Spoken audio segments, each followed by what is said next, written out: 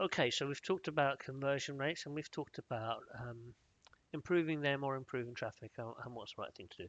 And I showed you this diagram where there's 100 people, 100% of people with the total sessions available on the site, 43% visited the page, 14.5 put something in the cart, and 3% actually bought something. So how do we optimize the conversion rate? How do we improve things? Because here's an example site that we've built, and we are not on the home page, we are on a products page. This is showing loads of different products. In fact, let me show the home page as well. Um, I will tell you that a lot of my customers will want to optimize this page, the home page, and there's nothing wrong with that. It's the page which a lot of people start on, so I do understand why they think that, but I'll just talk you through my thinking. So you've gone to that page, perhaps they visit this page, they see some products, perhaps they click on a product and now they're into a product. They've put it in their bag and now it's on the sort of like confirm the product you're buying. And then finally the checkout. So choose your shipping method, choose your payment method. This is a demo site, it's turned off the payment method as you can see. But now this page is here, and then after they've hit continue, they've gone through the purchase process and they've purchased. And that purchase process might sometimes take them to another website like PayPal or something like that. So, like I said, my customers always want to optimize like the home page or else maybe this product page. Let's give more information. That's what they want. But this is the page you definitely want to be optimizing. And the reason for that is that the person has got to the furthest point in the journey before purchasing.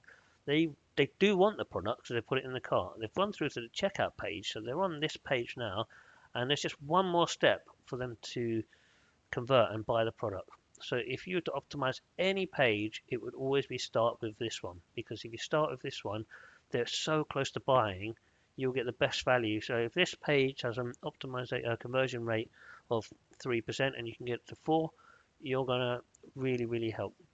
And the next page you would optimize would be this page. You might even combine this page and this page to make life easier. It does seem like a bit of duplicity, so perhaps you don't want to do that.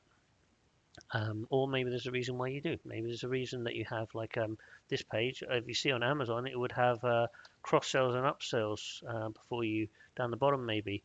So right, let's get some more stuff added to the cart. So again, this page doesn't have that. Perhaps we could optimize it. Perhaps we could add stuff so that we have cross sells and upsells, and maybe we increase the cart value on this page and then we get them to the next page. Or maybe adding cross sells and upsells actually means less people end up buying and it's a problem. Or maybe less people end up buying, but cart values are higher and we win overall. All of those things are things you would consider.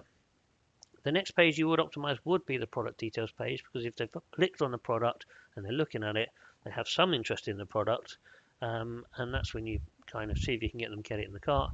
Then you probably would optimize this products page, and the home page would actually be the very last page you would optimize, I would imagine. And all of that is because they're further away from the purchasing decision.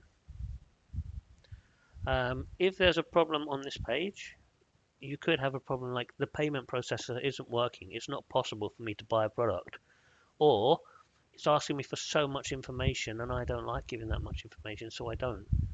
Or maybe there's another reason. Maybe there's a pop-up and it's blocking something and I can't click on it. So ultimately, it's really important that we have lots of user testing, lots of cross A/B testing to see does this work or that work, which one's better, let's move on. So all of that stuff is absolutely vital when it comes to running an e-commerce or any website, to be honest with you, but particularly in e-commerce because it's so much easier to measure and spot the differences. Whereas a normal contact form, you might see some people fill it in, not fill it in. You can make it more complicated, less complicated. But with e-commerce, what happens is you see the sale and the product value and the cart value, whereas on a normal website, a contact form comes in, and often people lose sight of it went to somebody, they called them, they booked them in for discovery, they ended up selling something to them.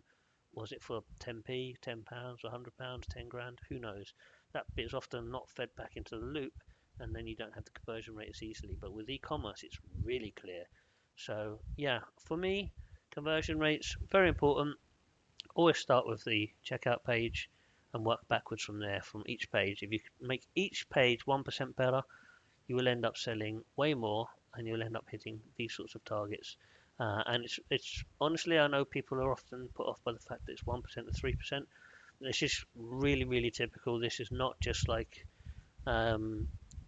this is not just me talking. This is so typical of every e-commerce shop we run.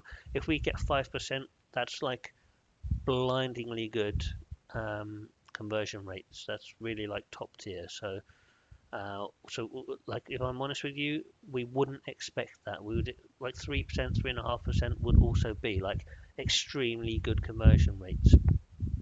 So that's what to expect. Thanks for watching.